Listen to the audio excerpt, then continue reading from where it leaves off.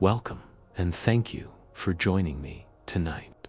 You've chosen a quiet space, perhaps dimly lit, perhaps wrapped in soft blankets, the hum of the world just beginning to fade into the hush of evening.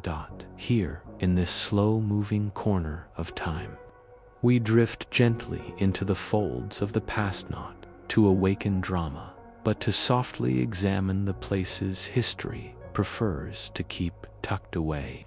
Not the grand halls of palaces or the bright blaze of empires tonight, but instead a different corridor, one that echoes more faintly and less comfortably, a corridor of silence, bolts and beds with no pillows tonight.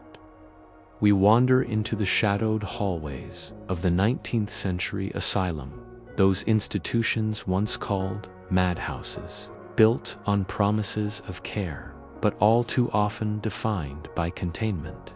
Our journey will be unhurried, our tone quiet, as always. We will not sensationalize what was already unsettling.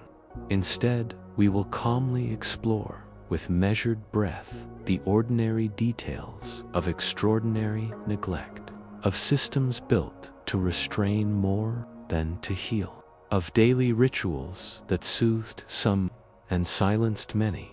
This is not a tale of screams and chains told to startle, but a muted, honest account. I meant to uncover, to contemplate, and perhaps to offer quiet gratitude for softer pillows and gentler nights. If you are ready, we begin not with a person, but with a room, a door, a key, and the idea of safety in a place where everything was locked. Imagine yourself walking down a corridor, not one filled with the chatter of nurses or the clean white glow of modern care. No, this hallway is different, narrow, low ceiling. The walls are made of stone or crumbling brick, damp to the touch. The air is cool, not refreshing, but stale. Still, you might smell lye faintly, or perhaps the faintest trace of mildew, like water that's lingered too long in corners, never dried. In the 19th century, institutions for the mentally ill were growing in number, especially in Europe and the United States. Reformers had once called for refuge and recovery, a chance for the troubled to find peace and rest. But quickly, that noble goal became tangled in the iron latticework of order, control, silence. At the heart of this was the idea of safety. But what did safety mean? Not open windows, not personal agency, not the gentle rustle of autonomy. Safety here meant compliance. Rooms were built without windows, not always, but often, because glass could be broken, because sunlight, it was thought, could agitate the mind. Some celsies, they were called, that had only a small barred slit, high above eye level. It let in air, and sometimes rain. The walls were thick, sometimes padded, but not for comfort. Padding was rare and used more as insulation than kindness. Most rooms were stark, stone or timber, sometimes a bed, sometimes a straw mat, and very often nothing at all, just cold ground and silence. Now, imagine yourself inside. You are not violent. You have not harmed others. You may have simply spoken too much, cried too often, refused to conform. Perhaps you grieve too openly, or wander without destination. Perhaps you heard voices, maybe of memory, maybe of fear. But now, you're here. You are unsafe. And the system believes it must keep you from yourself, so you are placed in restraints. Iron wrist cuffs, attached to the wall with a short chain, sometimes around the ankles, too. These were not meant as punishment, at least, not officially. They were part of care, part of the illusion that control would lead to calm. You might remain restrained for hours or days or longer. It depended on the staff, on the weather, on your behavior, or on whether anyone remembered you at all. There were also straitjackets, those now infamous garments made of canvas, leather straps, and a philosophy that stillness equals sanity. The arms crossed and bound tightly across the chest, cinched behind the back, made it impossible to move freely. Some were fitted too tight to breathe comfortably, but they were efficient. They required no manpower to monitor. Once placed in a jacket, a patient became furniture, immobile, quiet, and there were chairs, restraint chairs built of wood, bolted to the floor, designed to keep a person upright, strapped in, sometimes with a head brace to prevent movement. There was even one particularly chilling invention, the tranquilizer chair, designed by the American physician Benjamin Rush, a chair with straps, a head cage, and a waistband beneath, motionless, confined, and exposed. These were not hidden inventions. They were advertised in medical journals, discussed at conferences, even praised by some. The belief was that stillness calmed the mind, and that agency was dangerous, all of it in the name of safety. But safety for whom? For the patient or for the institution? There was no standard duration for restraint. Some were released in minutes, others not for weeks. A report from the 1860s tells of a woman found nearly fused to her mattress after prolonged restraint, skin worn raw beneath damp clothing. She had not screamed, she had stopped speaking, and in that, perhaps the staff saw improvement. Elsewhere, patients were placed in isolation. Not the peaceful solitude one might hope for, but solitary confinement, often in dark, cramped cells, sometimes underground, known as refractory rooms. These were reserved for the unmanageable. A label, easy to earn and hard to remove. Even the lighting was controlled. Gas lamps, when available, were kept dim. Candles were monitored or withheld. In many rooms, especially those designated for restraint, there was no natural light at all, and still it was called treatment. It is important to understand that not all asylums were cruel. Some genuinely sought to help. Some staff were compassionate, but the system, underfunded, overcrowded, and poorly understood, was built around one core principle: order above all.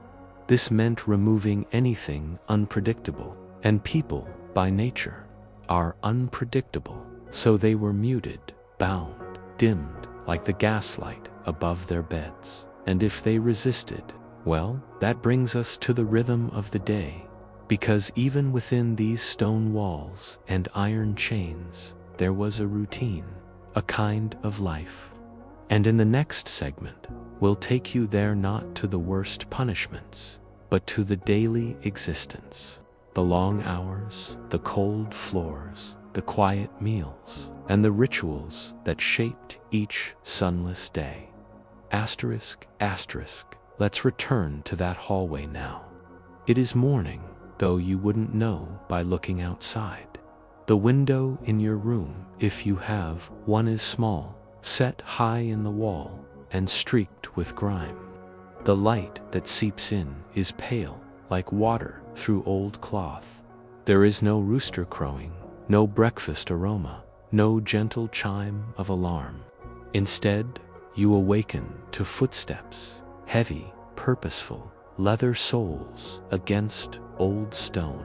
A key rattles in a lock. The door opens, not slowly, not rudely, just functionally, and your day begins. Asterisk, asterisk, you slept, if one can call it that, on a straw mattress. It is little more than a canvas sack filled with straw or hay. The stuffing settles unevenly. Lumps form and sometimes shift with a creak when you roll over. If it's winter, the mattress is damp and cold from the moisture that seeps in from the stone floor beneath it. If it's summer, it may be stiff and itching with bits of dried chaff. You may not have a pillow. Few did.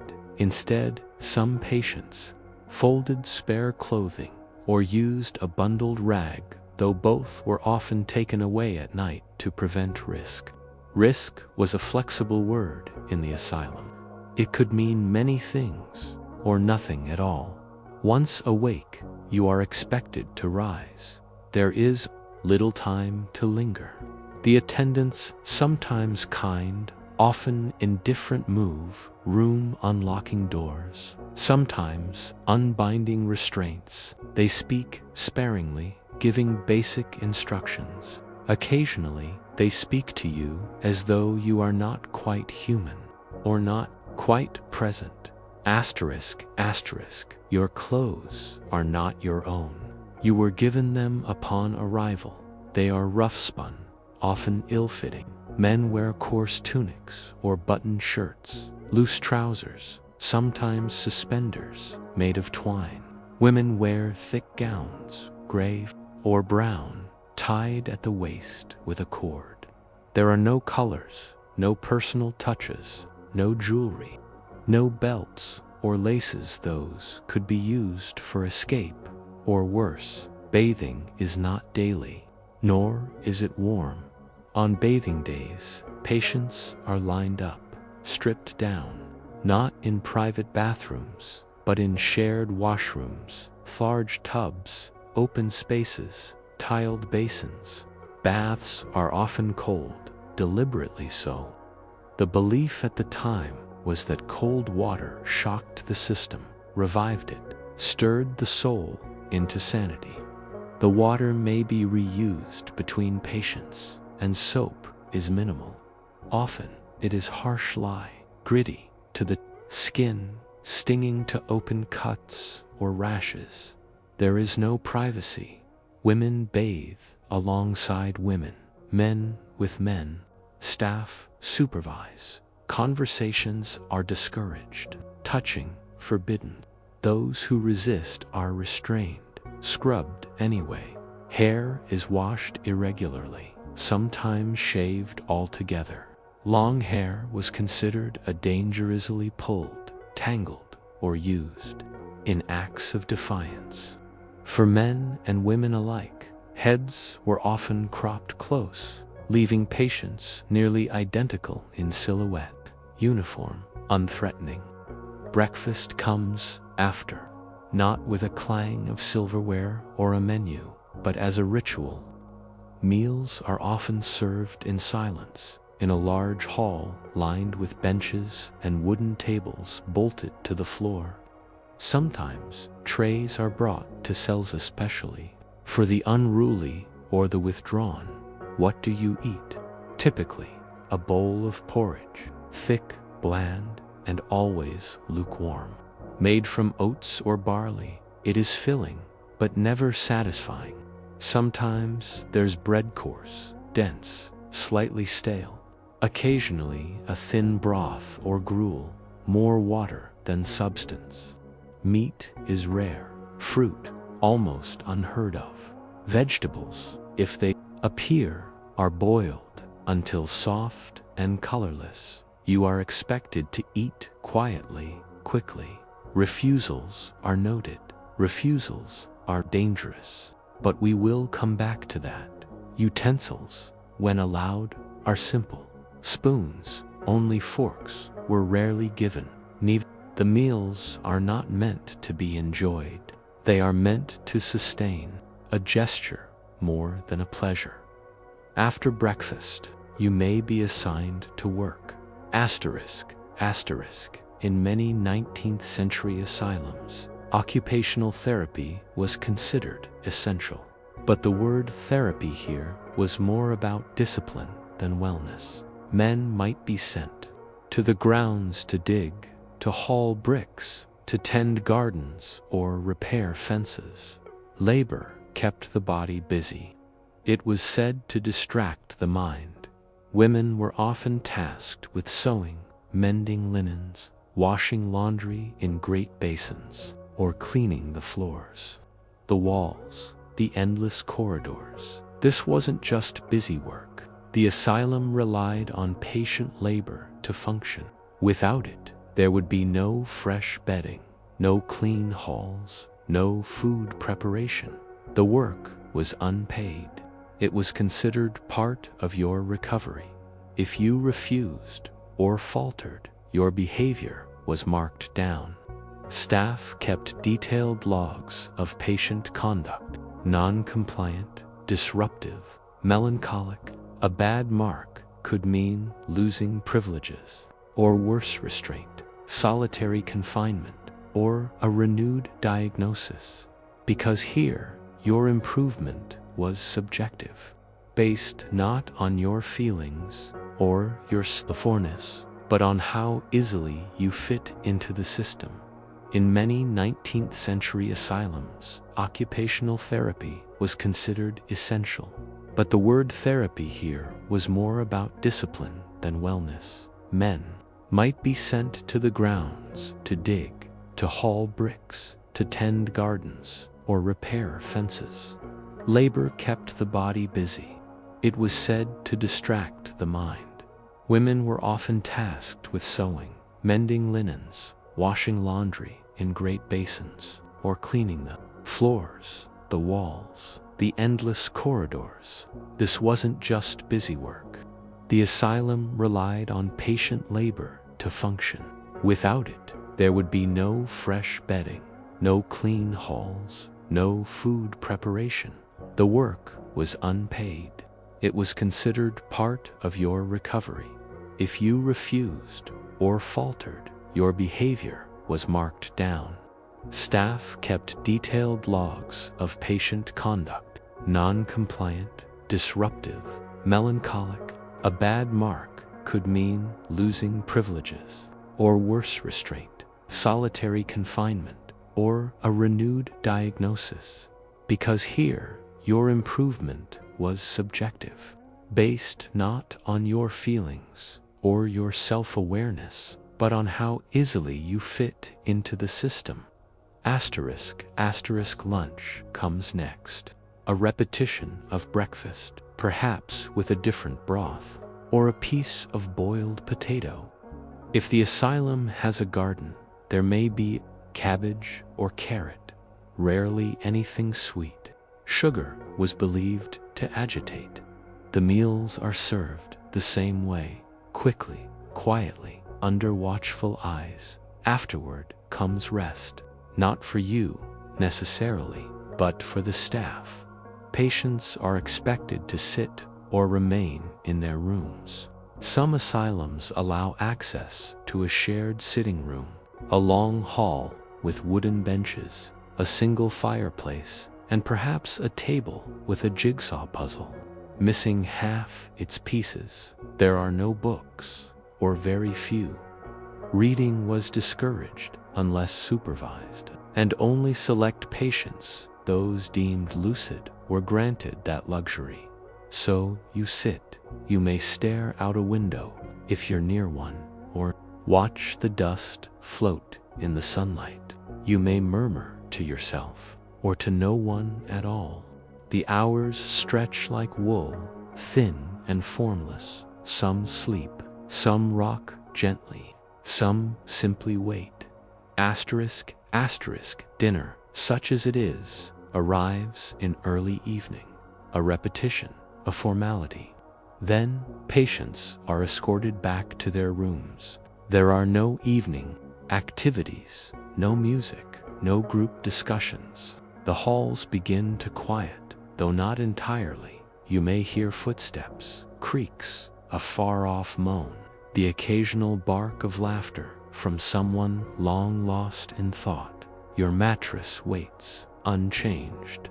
The lights, if electric car dimmed, if gas turned off entirely, if candles, they are taken away. The room darkens fully. There is no nightlight, no clock, no assurance of when sleep begins or when it will end. You lie still, or try to, and in the silence, you may hear something else, not words, not dreams, but the long, soft cry of someone 2 doors down, or 5, or perhaps your own voice echoing quietly against the stone. And this is just one day, identical to yesterday, and likely to tomorrow. But what happens when the cries grow louder?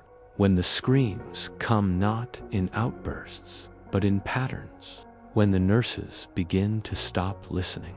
Asterisk, asterisk, the sun has set. Though here, in the asylum, its departure is more symbolic than visible. Most windows are too small. Some are shuttered, others are covered in dust and grime, and many of the rooms have no window at all. Instead, day is marked by the turning of keys, a final round of footsteps, and then stillness. A long, pressing silence that hums louder the longer it lasts. But listen closely, not to the walls, but to what comes from behind them. A low cry, faint, almost apologetic. Then another, louder, then laughter sharp, unhinged, echoing too long down a narrow hallway. And beneath it all, a sound like rocking or tapping, repetitive, relentless, like someone keeping time with an invisible metronome. This is nighttime. In the 19th century asylum, it is not restful, it is not quiet. And for those who worked here especially, the nurses, it became something else entirely. A background hum of distress they learned to ignore. Asterisk, asterisk, nursing in the early days of psychiatric care was not considered noble. It was a job, a hard, thankless one. Most asylum nurses were poor women, often unmarried, often without education. They were not trained in psychology. Few were even taught basic medical care. Instead, they were instructed in routine, order, and observation. To be a good nurse in the 1800s meant you could keep a ward quiet, that you could clean up messes without complaint, that you could move patients from place to place without injury either to them or to yourself. Each nurse might be assigned a dozen patients, sometimes 24. At night, one might be responsible for an entire wing, hundreds of steps, endless locked doors, and dozens of unpredictable, often frightened souls. There was no alarm button, no intercom. If something happened, if someone collapsed, or began to scream, or stopped breathing, the nurse had to choose, respond, or record. And so, in many cases, they chose the latter. Asterisk, asterisk. Imagine yourself on night duty. It is cold. The oil lamps flicker. The hallways smell of lye and sweat. Your shoes scuff the stone as you walk slowly past locked doors. You know the names behind them, or, at least, the numbers. You pause when you hear a sound, someone sobbing. But it's a familiar sound. It is the same woman who weeps every night. She lost a child, or maybe a lover. She tells the same story in loops, murmuring to herself. She cries for help, but never opens her eyes. You keep walking. Another patient is banging on the door, not violently, just tapping, tap, tap, tap, tap. All night long, he does this whenever the moon is full, or when he's been denied tobacco. You note it, but you don't open the door further down. Someone is screaming. It's sudden, sharp words, not just sounds. No, don't take me plesno. You pause again, but you've been taught that these episodes are transient, that engaging only reinforces them. You've opened that door before and found the patient alone, crouched in a corner, terrified of something invisible. You've tried talking, you've tried soothing, but it only made her scream louder. So you move on, because if you don't finish rounds, your shift report will be incomplete, and your supervisor will take note. In time, the screams blur together. They become less like human voices and more like environmental noise, like wind or distant thunder. Always there, but not urgent. This is what overwork does. It doesn't harden the heart, it numbs it. Asterisk, asterisk. In many asylum records, nurses described a state of emotional fatigue. They stopped responding to cries, not out of cruelty, but out of survival. You cannot comfort everyone. You cannot open every door. And sometimes, when you did, you were met with violence, or panic, or confusion that echoed inside you for hours afterward. So nurses learned to adopt a kind of calm detachment. They began to walk a little slower, to speak less, to write more. They became observers, not caregivers, silent watchers of routine, wrote patient notes with phrases like, screamed most of the night, cried intermittently, no change in behavior. These notes weren't cruel, they were simply factual. Documentation became the shield against accusation. And in the shadows of underfunded wards and forgotten patients, documentation replaced compassion. Asterisk, asterisk, of course. Not every cry was harmless. There were fights between patients, but when every sound demands attention, eventually none do.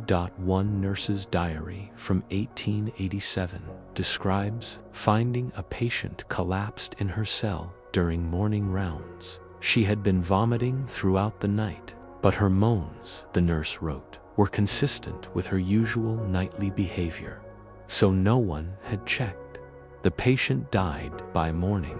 This was not murder. It was not even neglect by intent. It was neglect by system, by exhaustion, by acclamation. Asterisk.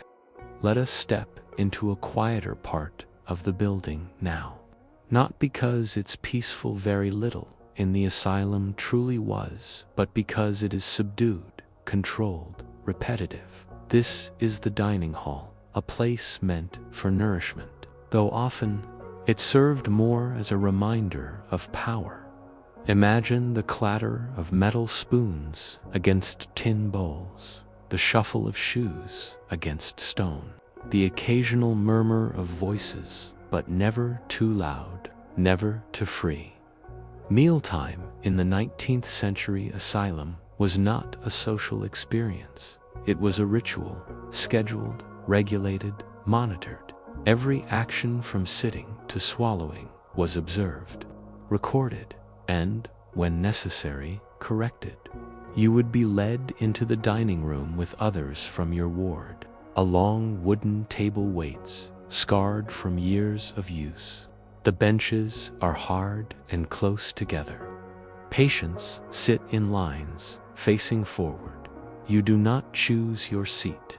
You do not speak without reason. Some are too medicated to move quickly.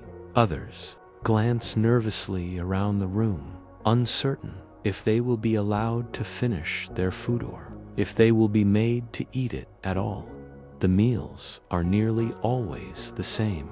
Gruel, bread, occasionally boiled vegetables. A thin soup ladled out with little care for portion. Water served from a communal jug, often tepid and faintly metallic in taste. Food is consumed quietly, under supervision, and always on time. But not everyone eats. Refusal to eat was not uncommon. Some patients were too depressed, too frightened, too distrustful of the food. Others saw it as the only power left to them to say no when everything else had been taken. When you cannot leave, cannot speak freely, cannot choose what you wear or where you sleep, food becomes a final form of control. This refusal, however, was not tolerated. To refuse a meal was to resist treatment, and resistance triggered response. At first, attendants might coax, gentle words, promises, encouragement. But if the food remained untouched, the tone shifted. Some patients were physically restrained and fed by hand, spoons pushed into their mouths with slow force, held there until swallowing occurred. For others, the process became more invasive. Cloth strips used to hold the head steady, nostrils pinched to force the mouth open. The body's own need to breathe used against it, and when even that failed, when lips stayed shut and jaws clenched tight, there was the tube. Force feeding involved the insertion of a rubber or metal tube passed through the nostril or down the throat. Liquid food, milk, broth, raw eggs was funneled in. The patient was held still, sometimes by multiple attendants. Gagging was common, nosebleeds, choking. The procedure was not sterile, not gentle, and rarely brief. Records from the time describe it as necessary intervention. They spoke of it clinically, efficiently, but for the person being fed, it was a profound violation, an act not of care, but of submission. There were no anesthetics, no numbing agents. The process was swift and unrelenting. It could be repeated multiple times a day until the patient yielded or until their weight stabilized enough to be considered safe. Sometimes the force feeding wasn't even about nutrition. It was about control, about maintaining routine. And in the asylum, behavior was everything. Even those who did eat struggled. The food, so plain and repetitive, often lacked basic nutrition. Deficiencies were common. Teeth rotted, skin thinned. Patients became fragile, but not in a way that drew sympathy. They simply became easier to manage. For some, the dining hall was the loneliest part of the day. There were no conversations, no shared joy, just chewing, swallowing, and waiting for permission to leave. Others found a kind of numbness in the ritual. The rhythm of the Mila spoon, a swallow, a pause, became a measure of time, a tether to something consistent in a world of blurred days. You could learn to survive within that rhythm, or you could be broken by it. We often imagine mealtime as comfort, as warmth, but in these institutions, it was something colder, a place where hunger was not just physical, but quiet, internal, and without resolution. And still, the day continued. More hours, more silence, more observation. But outside the walls of these asylums, a different kind of movement was beginning. A young journalist would fake insanity. She would enter one of these places under false pretenses, and what she found inside would shock the world. The year was 1887. The streets of New York hummed with the pulse of industry. Horse-drawn carriages rattled over cobblestones, and newsboys shouted headlines at every corner.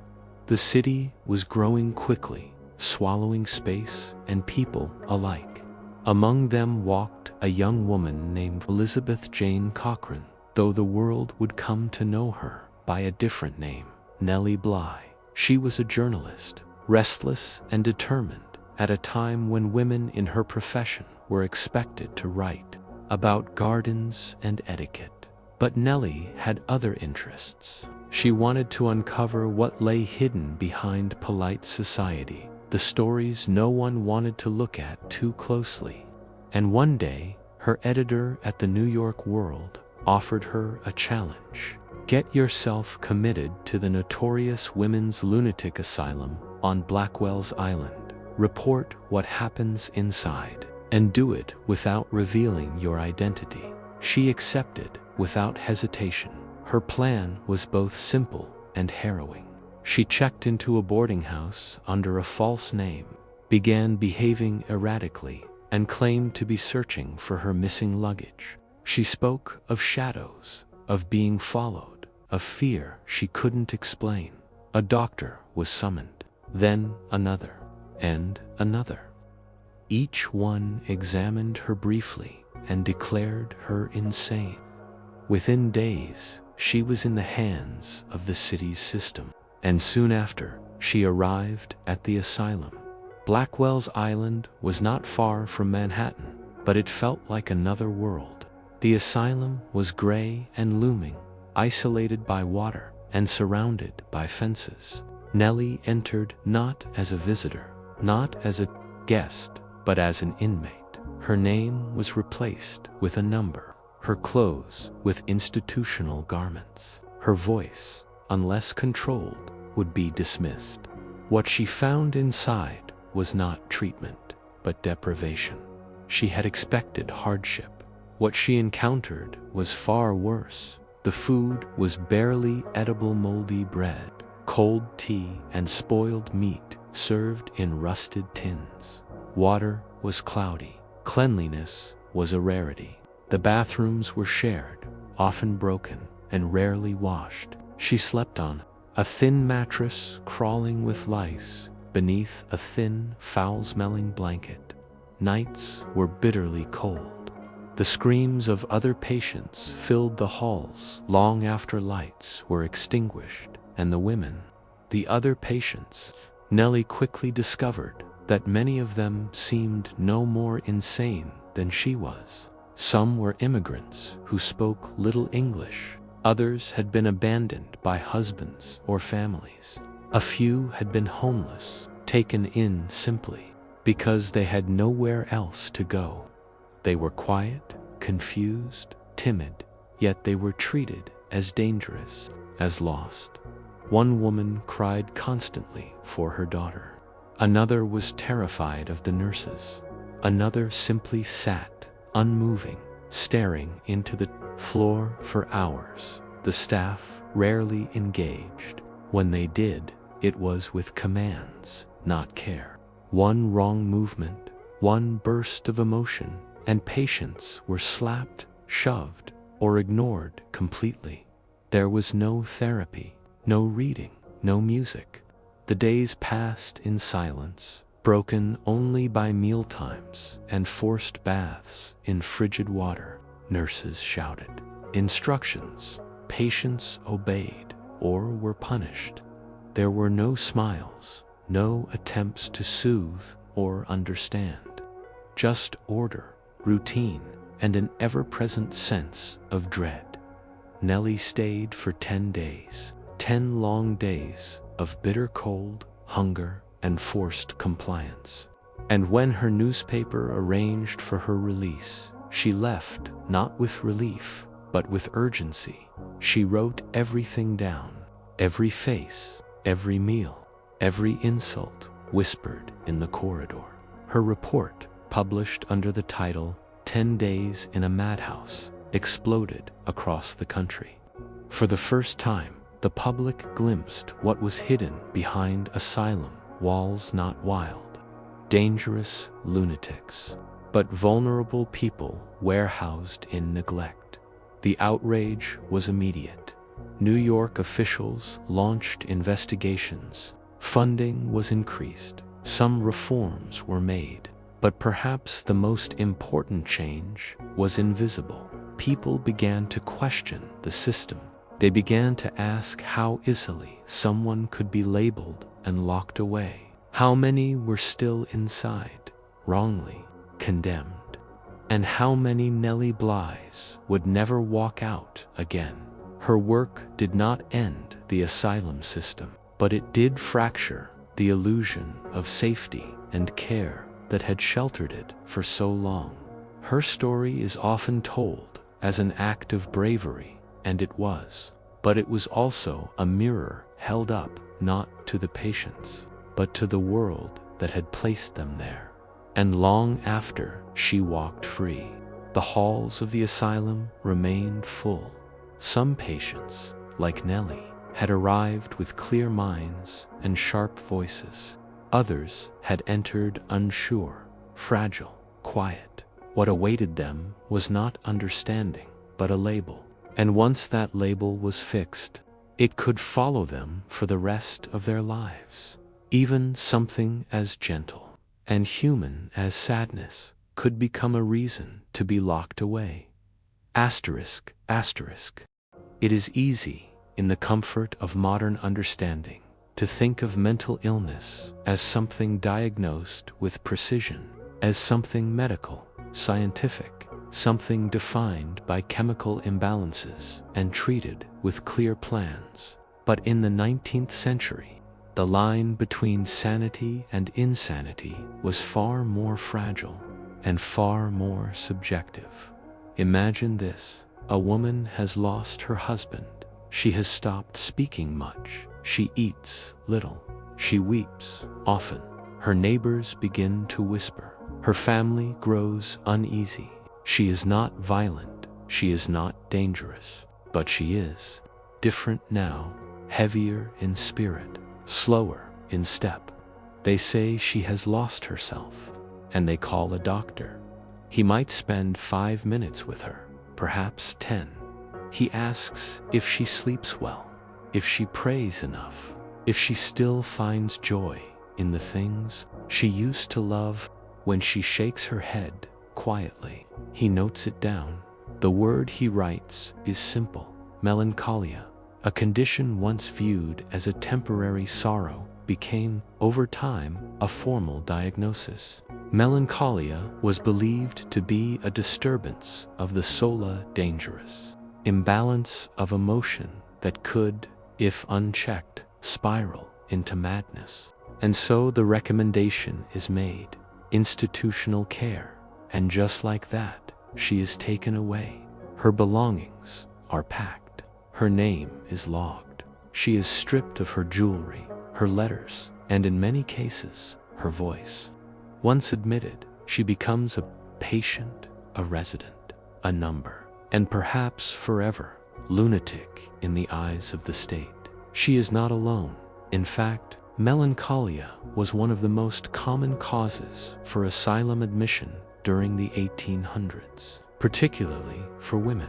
It was sometimes used interchangeably with depression, but more often it was assigned when a person displayed prolonged grief, fatigue, or disinterest in daily life. These were not treated as symptoms to be gently explored, but as signs of a defective mind in need of control. The reasons could be heartbreak, exhaustion, miscarriage, financial hardship. Even reading too many novels was once listed as a trigger, and for men, the path was similar. A man who wept openly after losing his job, a father unable to recover from the death of a child, a quiet laborer who stopped showing up to work. Melancholia did not discriminate by gender, though its judgment often did inside the asylum. Patients diagnosed with melancholy were not typically restrained or locked in solitary confinement. They were, instead, expected to conform, to participate, to eat, bathe, and work like everyone else, to return, somehow, to their former selves. But sadness does not respond well to commands. Many of these patients simply drifted. Days blended together. There were no therapists, no real conversations. Staff might encourage walking in the garden when one was available, or assign tasks in the kitchen or sewing room. But there was no emotional care, no recognition that grief is not always something to be cured. Those who did not improve were labeled chronic, Their condition, now considered permanent, would be noted in the logbook, a line of ink that sealed their fate. Some patients were released after months or years. Others remained for decades. A few died there, their original sorrow long forgotten by the time it was carved into a headstone labeled only with a number. Occasionally, patients tried to express themselves in other ways. A poem scrawled on a wall, a journal entry hidden beneath a mattress, a piece of string woven into a shape that reminded them of something, though they could no longer say what. Most of these gestures went unnoticed, or were dismissed as further proof of illness. There is a quiet tragedy in the idea that feeling deeply could become a punishable offense, that the most human of emotions, grief, longing, despair, might be interpreted as pathology and locked away. But it happened again and again. Some historians now believe that a vast number of 19th century asylum patients were not mentally ill in any clinical sense, but emotionally overwhelmed, unsupported, and ultimately misunderstood. And yet, once inside, they were subject to the same treatments as anyone else, including those designed to erase thought, quiet the body, and suppress emotion entirely, because sometimes the best way to control a person was to call it a cure. Asterisk. The 19th century was a time of great invention and intellectual pursuit. New machines roared into cities. Medicines were bottled and sold with promises of vigor and vitality. Men of science wore spectacles and waistcoats, studying bones and nerves with quiet reverence. And yet, in the quiet corners of drawing rooms and sanatoriums, a very different kind of treatment was unfolding, one aimed not at disease or infection, but at women, at their feelings, their thoughts, their voices. It was called the rest cure. At first glance, it seems gentle, soothing even. Rest, a soft word, a promise of peace. But beneath that name lay something far more unsettling. The rest cure was not a break, it was not a holiday. It was a sentence of silence, stillness, and surrender. Developed by Dr. Silas Weir Mitchell, a respected American neurologist, the rest cure was most often prescribed to women suffering from what was broadly termed nervous exhaustion. Other diagnoses might include hysteria, neurasthenia, or even melancholia. But the pattern was familiar. A woman who spoke too much, read too much, felt too much. The cure began with total isolation.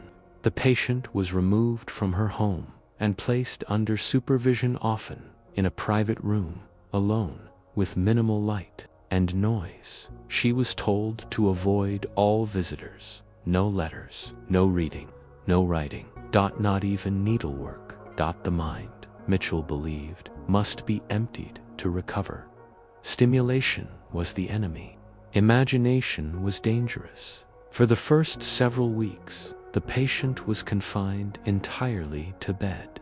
She was not permitted to rise, not to bathe, not to dress herself, not even to turn over without assistance. A nurse would feed her broth, milk, or custard by hand, as if she were a child or an invalid.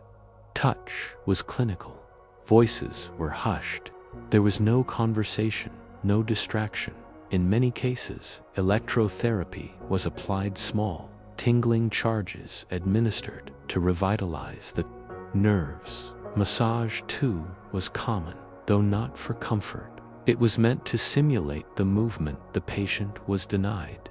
Muscles that could no longer stretch were pressed, kneaded, and worked by someone else's hands. The patient might lie in that bed for 6 weeks, 8 longer, and when she protested her resistance was labeled further proof. of her instability. Over time, the woman's world would shrink. The ceiling above her bed became her sky. The clink of a spoon in a porcelain bowl became her only music. Daylight, when it appeared through the high window, marked her only passage of time. The idea, according to Mitchell, was to force the body into a state of total physical passivity, to calm the nerves through sheer inertia. And when, at last, the patient was allowed to sit up, to read a paragraph, to walk across a room, it was meant to feel like a rebirth. In reality, it often left the mind in tatters. Some women developed agoraphobia. Others struggled to form sentences. A few became completely dependent on their caretakers, no longer certain of how to care for themselves. And yet, the rest cure gained popularity across Europe and America. It was praised in medical journals, discussed at salons, recommended by society physicians for their anxious wives and restless daughters. It is worth noting that men were occasionally prescribed similar treatments, but they were different in nature. A man suffering from nervous exhaustion might be sent west, given a train ticket, a journal, a pair of boots. Adventure was his cure. Freedom, space to roam. For women, it was confinement. The most famous account of the rest cure's effect came not from a physician, but from a writer. Charlotte Perkins Gilman, after undergoing the treatment herself, wrote a short story called The Yellow Wallpaper. In it, a woman is slowly driven mad by her own enforced idleness, trapped in a room where the wallpaper begins to move, to speak, to mock. It was fiction, but it was also a warning. Gilman sent the story to Dr. Mitchell. He never replied. By the early 20th century, the rest cure had begun to fade from favor. Psychological theory advanced. The world changed, but the memory remained in the writings of those who lived through it, in the case notes hidden in asylum archives, in the silent margins of family stories, and even now, in the echo of a quiet room. One can almost feel it, the weight of stillness, imposed, not chosen, the breath held. For weeks, the dreams that dissolved beneath the ceiling's slow stare. The morning air in a 19th century asylum often held a chill that clung to the walls. Stones, perpetually damp, never fully warmed. Floors creaked under stiff-soled shoes, and somewhere in the distance, water dripped in a rhythm that never seemed to change. Within this subdued world, a set of treatments waited, clinical, routine, and, in the eyes of the institution, necessary. Electroshock therapy and ice water immersion were two such methods. Today, they conjure stark images and unsettled thoughts, but in their time, they were fixtures of the medical landscape. Tools of correction, remedies of last resort that, more often than not, were used as standard procedure. Electroconvulsive therapy, or ECT, as it is now known, was not originally developed with cruelty in mind. In fact, the earliest practitioners believed it held promise. By inducing controlled seizures, they hoped to reset the mind, much like one might restart a machine. The theory suggested that mental illness could be interrupted by a sudden jolt, but the practice, in its infancy, was crude. Electrodes were placed at the temples, often without proper sedation. The patient was told to lie still, or was held down. The current would pass in a fraction of a second, causing the body to seize. Muscles clenched, jaws locked. In some cases, bones fractured beneath the strain. Afterward, the patient often lay confused, drowsy, or wholly unresponsive for hours. Memory loss was common, slurred speech, a haze that would sometimes take days to lift. In many institutions, the treatment was repeated again and again, as if each attempt might finally strike the right chord, and yet the room where it was done remained quiet afterward. There were no screams, only breathing, ragged or soft. The staff would move on, perhaps to the next bed, the next name on the chart. Even colder, literally and figuratively, was the water treatment. Imagine the long porcelain tub, its surface stained from countless hours of use, the water inside, not warm, not even cool, cold, icy, almost painfully so, the kind of cold that seizes your skin the instant it touches you.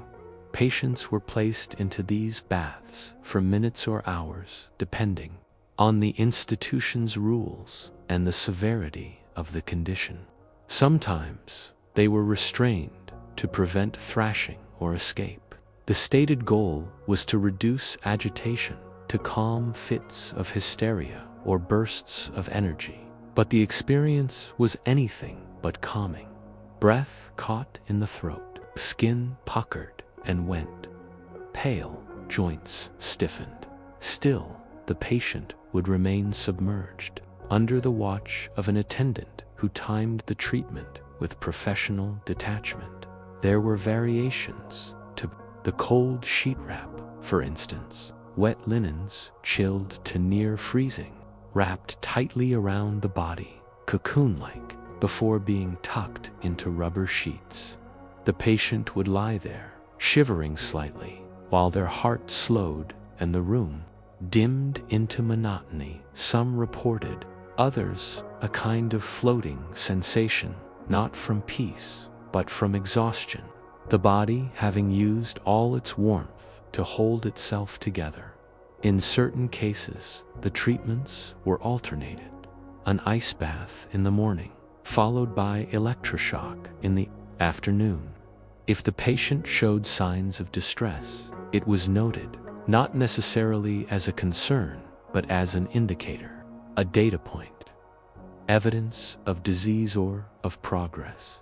These procedures were not hidden. They were not whispered about. They were scheduled, tracked, logged in large, leather-bound books. Treatments were lists and rows, marked by initials and dates, not by names. The human beneath the procedure was often reduced to a number, and yet, in the spaces between these treatments, between the plunges and the pulses, there were quiet moments, moments when the patient simply sat, or slept, or stared, moments when the institution paused, even if the mind inside never truly did. The promise was always the same: healing, correction, control.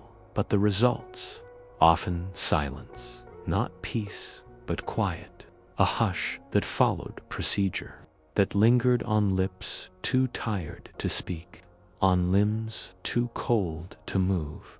And as one treatment ended, another would begin. Asterisk, asterisk, the hallways were always colder at the far end of the asylum. You could sense it before you even reached them. Not just the temperature, but something subtler, a hush in the air, an absence. There were fewer footsteps here, fewer voices. This was the wing reserved for those no longer believed to be getting better. The INCURABLES. There was no ceremony in the transfer, no announcement, just a change of bed assignment, a quiet note in a ledger. The patient was moved, and with the move came a kind of finality. These were the rooms for those whom time had forgotten, or whom time had deemed too difficult to mend. Doors here were often heavier. Windows, when present, were smaller, the cells more stark. Not all patients in the incurables wing were violent or disruptive.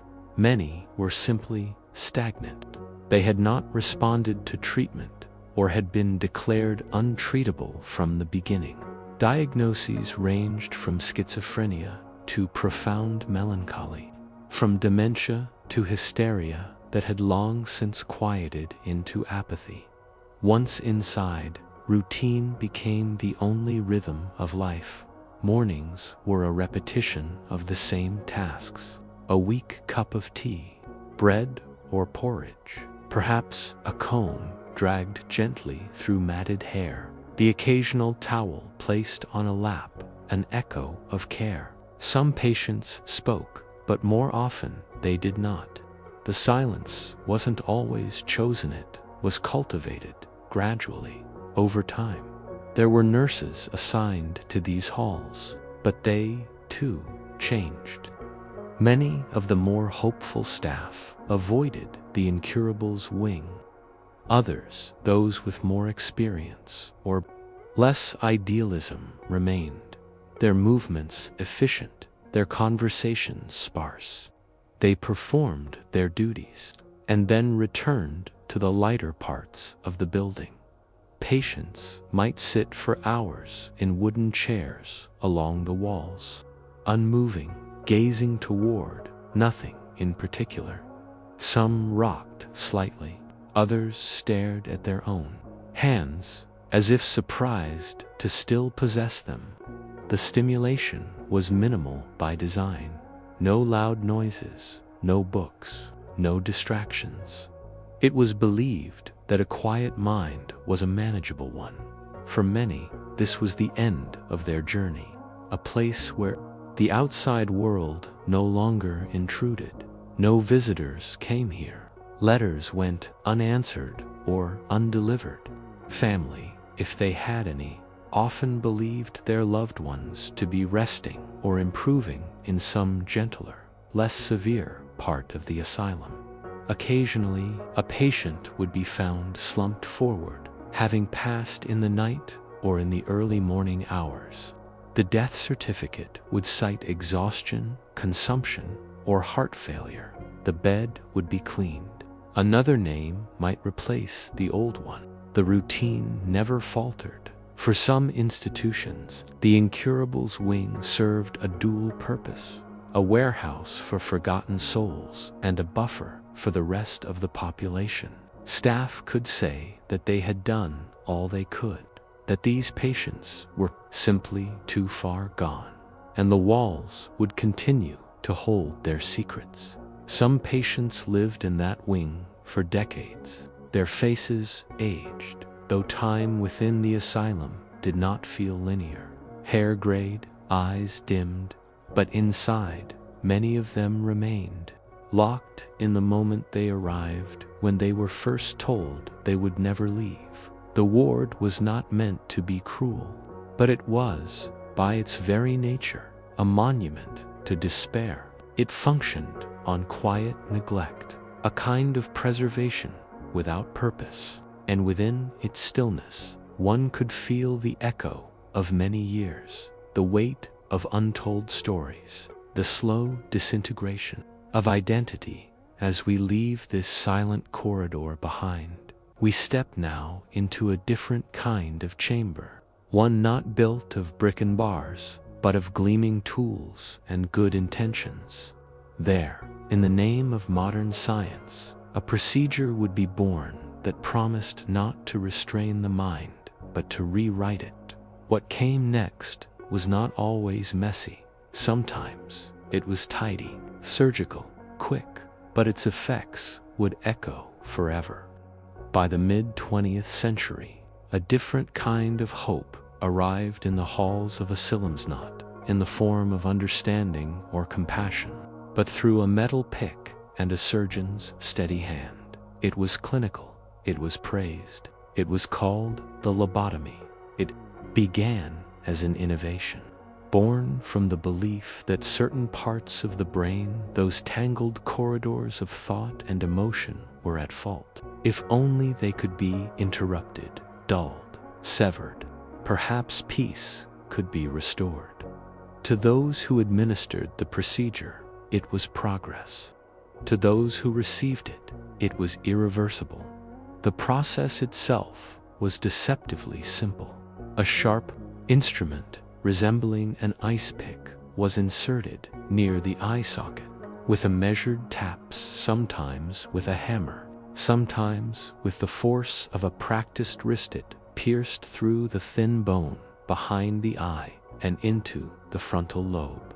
A few swift motions, a sweep through soft tissue, and the personality was forever changed. It was often performed without anesthesia. The patient was rendered unconscious by electroshock beforehand. There were no sterile operating rooms. Sometimes the procedure took place in an office, sometimes a hallway. In certain asylums, it was not uncommon to schedule several lobotomies in a single day, as if they were appointments on a lunch break. The man most closely associated with this, he was charismatic, confident, and believed wholly in the utility of his method. Photographs exist of him smiling beside patients, institutions in need of solutions, and the need was vast. Overcrowded wards, staff shortages, endless rows of individuals deemed difficult, disruptive, or beyond the reach of therapy. The lobotomy promised order, simplicity, quiet. In the aftermath, the results were mixed.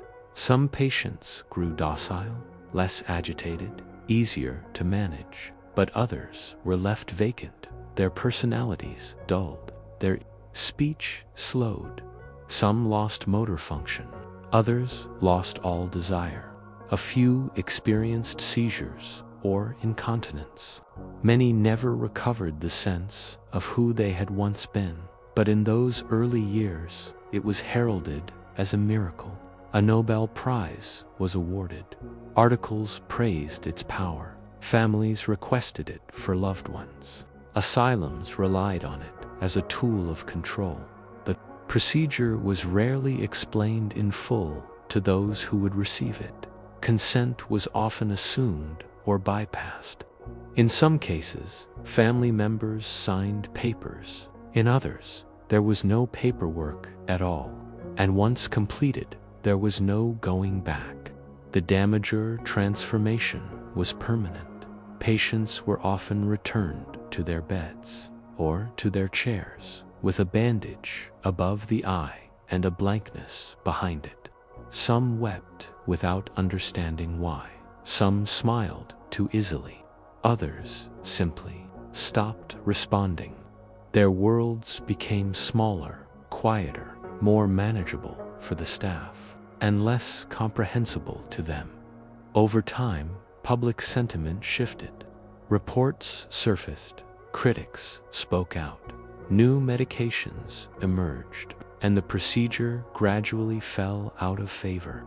But for decades, it had been a standard, not a last resort, a routine intervention, a gesture of faith in medical authority. Today, the word lobotomy carries a shadow, but in those cold, tiled rooms of the past, it was just another treatment, another attempt to solve the problem of suffering with a blade.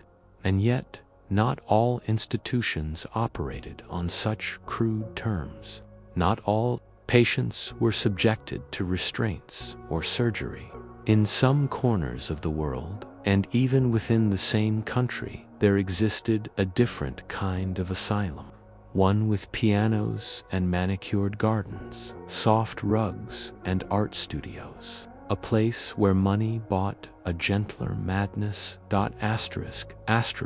Away from the grim halls of public asylums, nestled in the quiet hillsides or along the breezy coasts, were different institutions entirely. These were not asylums in the traditional sense, though they served similar purposes. They were called sanitariums, or sometimes rest homes, places where the wealthy could retreat under the guise of treatment, far from the prying eyes of the city and the chaos of hospital wards. The difference was immediate, felt in the linens, in the silence, in the scent of polished wood and imported soaps. Patients here were not numbered but named. They were not shackled but shaded by garden parasols. The furniture was plush, the rugs hand-woven. There was music in the afternoons, often from a grand piano in the drawing room. Some facilities had tennis courts or croquet lawns. Others employed private chefs and offered menus crafted for mood and digestion. Yet for all their comforts, these sanitariums were still institutions of containment. The guests often from prominent families were therefore conditions labeled AS, neurasthenia, hysteria, or exhaustion. The diagnoses were more palatable, more refined: a nervous disposition, a touch of melancholy, a need to recover one's constitution. Language wrapped in velvet.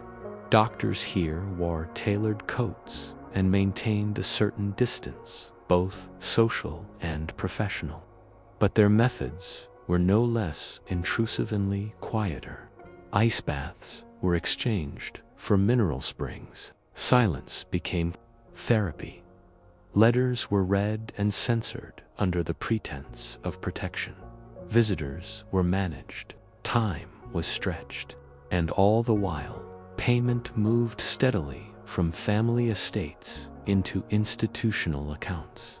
It was not uncommon for well-known artists, composers, or heirs to reside in these spaces. Some came willingly, hoping to rest. Others were sent discreetly when their behavior threatened to bring embarrassment. A public scandal could be avoided with a stay in the country. A rebellious daughter or a drinking son might disappear for a season or two, returning calmer or not at all. In these places, madness wore lace gloves. It dined at 6. It wrote poetry, but it was still madness, or, more accurately, still perceived as such. For women especially, sanitariums offered a gilded version of the same restriction found in public wards.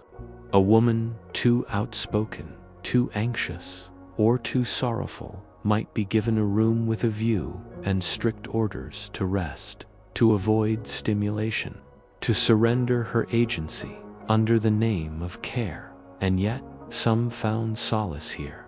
The quiet grounds, the long walks, the absence of social pressure, it could soothe the restless mind. Not all treatments were cruel. Not all doctors were indifferent. Some genuinely sought to help. Some patients recovered, or at least stabilized. But money shaped everything. The same symptoms that condemned the poor to the clanging corridors of iron beds and locked doors earned the rich an upholstered room and freshly brewed tea. Madness in these places was not judged solely by behavior, but painting sessions in morning light, long baths, measured doses of laudanum or early sedatives, conversations in sunlit rooms with large windows and generous curtains. Even so, there was an underlying pressure, a quiet insistence on conformity. Patients were expected to improve, to regain composure, resume routines, to exit gracefully. Those who lingered too long became an unspoken problem. Reputations, after all, were delicate, and so some were transferred quietly. Others left with uncertain minds, their afflictions suppressed but not resolved. A few never left, fading into the wallpaper of a life politely hidden away. Still, compared to the stark realities of the public asylum, the elite sanitarium offered a mirage of dignity, a controlled comfort, a velvet confinement, a reminder that even in madness, class could dictate one's fate. But not all comfort was illusion. For some patients, true healing began not with medicine, but with expression, with quiet rebellion, with brushes and clay and color. In the final segment, we'll explore how within these walls art became more than pastime. It became a whisper of freedom. Among the many practices tucked into the routines of 19th century asylums and sanitariums, there was one that often went unremarked by those who administered it, yet, for many of the confined, it became a lifeline: art, drawing, painting, sculpting. It appeared simple on the surface, an innocent hobby, a calming distraction, but for the patients who quietly dipped brushes into muted palettes, it became something more: a silent rebellion, a reclaiming of the self in spaces where identity had been stripped away. In both the grim asylum wards and the manicured rooms of sanitariums, time stretched endlessly. There were long hours, with little to do and fewer choices to make. Within this monotonous rhythm, a blank canvas or even a scrap of paper could become a small frontier of freedom. For those whose voices were dismissed, whose thoughts were labeled disordered, the act of creation provided an outlet untouched by diagnosis. Some institutions began to encourage it, partly to occupy patients, partly to observe them. A drawing could be studied for signs of progress, of clarity, or of further decline. In this sense, art was treated as both mirror and microscope, but most often it was a tool of redirection. Rather than pacing the halls or repeating words to invisible listeners, patients could be coaxed into shaping color, forming images. It quieted agitation, or at least that was the goal. Yet, beyond its therapeutic purpose, art was a form of resistance. In the institutions where language was flattened, where opinions became symptoms and refusals were punishable, expression through painting could be both private and profound. A woman silenced under the rest cure might take up pastels and depict the garden she could only view from her window. A man confined for melancholia might sketch dreams of freedom in charcoal, line by line. Each piece said something no doctor had asked. There were those who painted images of the asylum itself, its bleak corridors, its barred windows, its faceless attendants. Some drawings revealed surreal landscapes, fantastical creatures, or abstract patterns that seemed to pulse with internal logic. These weren't always cries for help. Sometimes they were acts of preservation, a way to record what it felt like to be inside when the world outside had ceased to make sense. Supplies were not always plentiful. Patients scavenged bits of chalk, burned wood, scraps of cloth. They painted with tea and ash. They carved into soap or shaped figures from bread. What was denied to them in liberty, they claimed in ingenuity. Art became a language with no need for permission. In elite institutions, the art might be more formal. Patients were given watercolors, perhaps even lessons. A young woman diagnosed with hysteria might learn botanical illustration. A melancholic poet might be encouraged to paint seascapes. It was believed that beauty could inspire balance, that delicate strokes might lead to delicate thoughts, and sometimes it worked. Not because of the brush or the pigment, but because, in that quiet act of making something, of choosing, of forming, patients found a brief return of control, a moment when their inner world took shape, however softly, outside themselves. Some of these works survive. They hang now in museum collections or archival boxes, signed only by initials or not at all. They are quiet windows into minds once dismissed, minds that dared to speak through color when no one would listen to words. And so, In the stillness of a ward, where footsteps echoed and hours blurred, a sketchbook might open.